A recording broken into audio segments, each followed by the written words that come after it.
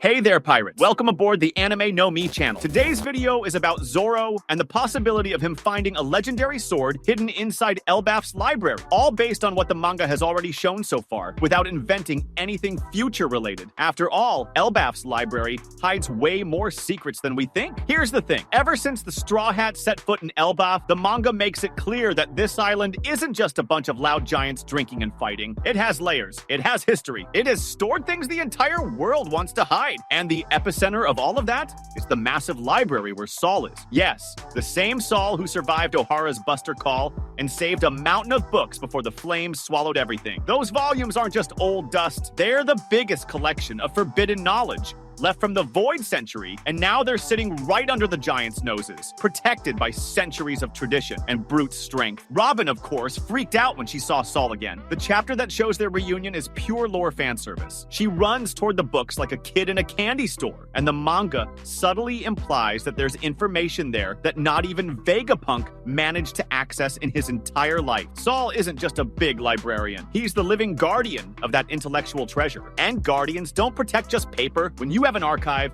the world government would kill to destroy again. It's very likely there are security measures beyond tall bookshelves. Physical measures. Dangerous ones. Weapons maybe? Relics. Things you can't just leave out in the open. Now think about Zoro's profile. The guy doesn't read. Sometimes he barely remembers the names of his own techniques, but he feels swords. He hears them. Since the beginning of the series, Oda makes a point of showing that blades have a soul. Wado Ichimonji has Kuina's soul. Sandai Kitetsu is cursed. Enma drains hockey like water. Zoro doesn't need a manual to understand a sword. He just needs to be near one. So imagine him wandering through those massive library corridors, maybe separated from the crew for some silly reason, like getting lost again, classic, and suddenly feeling a chill down his neck. It's not fear, it's recognition. A blade calling to him. The current manga hasn't shown any physical treasure inside the library yet, but it hasn't denied it either. Quite the opposite. Every time Oda focuses on a place with that much accumulated knowledge, he plants seeds for something bigger. Egghead had the satellites, Punk Records, and the Mother Flame. Ohara had the original poneglyphs. Elbaf, being the land of giants who survived entire eras, could easily have kept not only books, but objects that came along with them. Ancient weapons. Swords forged in times that even modern giants barely remember. And why hide them in a library? Because it's the safest place on the island. Nobody enters without permission. Nobody touches anything without Saul knowing. And who better to guard a dangerous sword than the guy who already watched the world burn because of knowledge? Another thing that reinforces this, the giants of Elbaf are obsessed with legends, heroes, and epic deeds. The manga shows it on every page. They treat stories of ancient warriors like they happened yesterday. If a legendary sword exists on that island,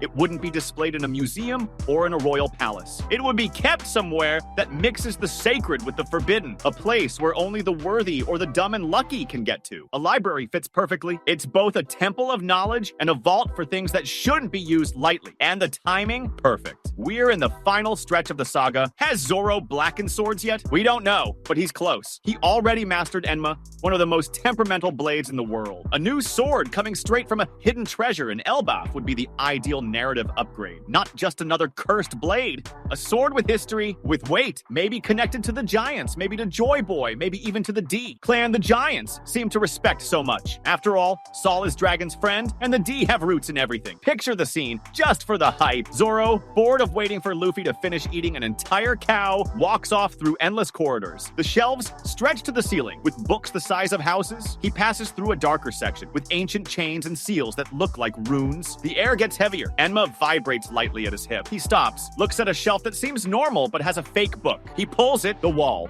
turns. A secret compartment opens. Inside, a lone sword wrapped in old cloth emanating an aura strong enough to make his hair stand on end. He picks it up. The weight is different. The balance is perfect. He smirks that crooked smirk and whispers, "You want to fight too, huh?" I'm not saying it's going to happen exactly like that. I'm saying the manga planted every condition for it to be plausible. Library full of secrets? Check. Saul acting as guardian? Check. Zoro evolving through swords? Check. Elbaf being a growth arc for multiple Straw Hats? Check. And the story's timing asking for a major power-up for the future Pirate King swordsman? Absolute check. And there's more. The manga makes it clear the giants aren't stupid. They understand the value of what they protect. If there's a sword in there, it's not some random scrap metal. It's something that can shift the balance. Maybe a blade used in the war against the 20 kingdoms. Maybe one that cut something nobody else could. Maybe one that only responds to someone with a will as iron as a giant's. And who, among Luffy's crew, has that insane stubbornness to stay standing even while bleeding. Zoro, obviously. While Robin digs through poneglyphs and historical records, Zoro could be one floor down, literally unearthing the physical treasure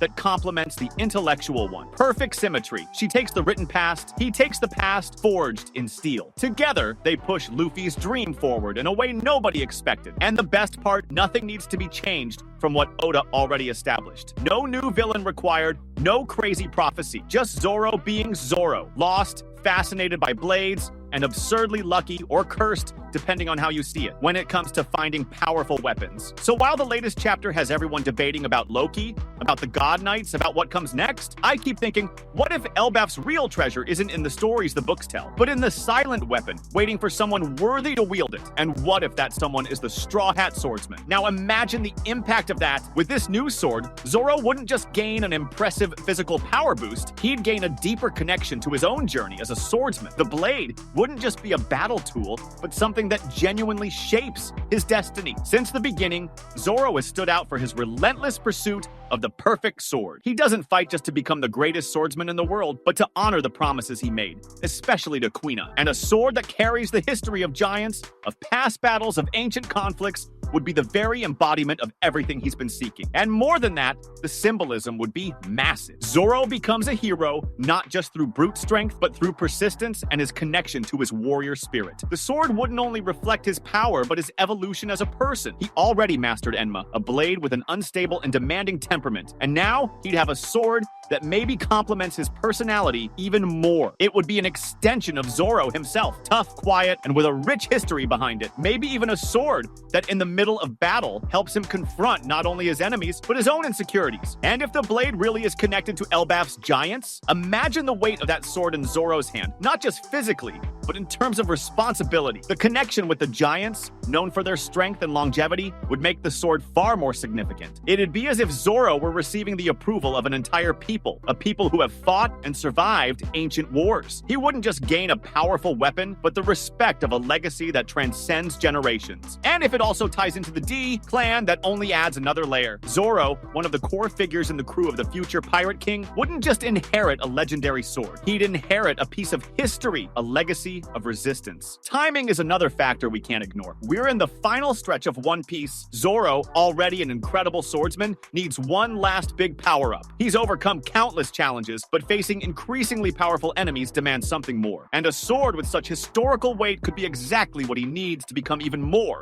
unstoppable. Picture the synergy between him, the new blade, and his own determination. Zoro, who already pushes past his limits in every fight, would now have an instrument that not only amplifies his abilities, but reinforces One Piece's core message, the fight for freedom and ideals, even in the face of overwhelming adversity. And of course, we can't forget the crew's reaction. Luffy, always confident, would probably get hyped seeing Zoro's new strength. And Robin, with her deep understanding of history, would immediately realize the sword is tied to something far bigger than any ordinary artifact. While she investigates the poneglyphs in the lost past, Zoro would be discovering, in his own way, a vital fragment of that past. That reinforces the unique dynamic of the Straw Hats. Each one finds a key to Luffy's dream, whether through knowledge, strength, or courage. In the end, Elbaf and its library don't just guard the secrets of the Void Century, they guard the relics of a world that once was and that will eventually be rebuilt. And who better than Zoro to wield a sword capable of cutting through both the future and the past at the same time? That was today's content. We hope you liked it and want to share your opinion on the subject. Don't forget to share the video, give it a thumbs up, and I'll see you in the next video. Take care and stay amazing.